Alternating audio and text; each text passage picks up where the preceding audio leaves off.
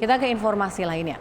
Presiden Joko Widodo mengesahkan Peraturan Presiden Nomor 126 Tahun 2022 tentang percepatan pembangunan pergaraman nasional. Dalam Perpres ini, pemerintah pusat dan daerah diamanatkan melakukan percepatan pembangunan sentra garam untuk memenuhi kebutuhan garam nasional.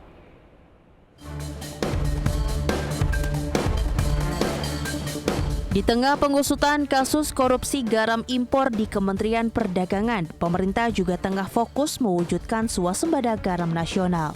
Terbaru, Presiden Joko Widodo menaikkan Peraturan Presiden Nomor 126 Tahun 2022 tentang percepatan pembangunan pergaraman nasional. Dalam Perpres ini, pemerintah pusat dan daerah diamanatkan melakukan percepatan pembangunan sentra garam untuk memenuhi kebutuhan garam nasional, di mana kebutuhan garam yang dimaksud termasuk garam konsumsi dan garam kebutuhan industri.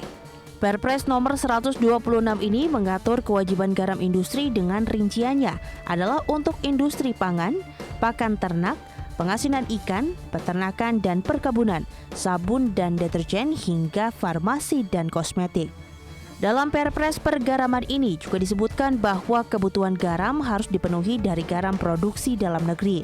Sementara garam untuk industri kimia atau klor-alkali dikecualikan.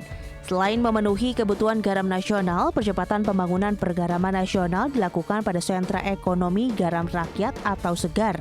SEGAR sendiri ditetapkan pada provinsi yang memiliki potensi pengembangan usaha pergaraman, kriterianya memiliki lahan untuk produksi garam, tersedianya sarana dan prasarana, terdapat pangsa garam, dan dapat dukungan dari pemerintah pusat dan daerah. Sementara pendanaan pelaksanaan rencana aksi ini berasal dari APBN, APBD, atau sumber lainnya yang sah dan tidak mengikat sesuai dengan peraturan perundang-undangan. Dari Jakarta, Tim Liputan, IDX Channel.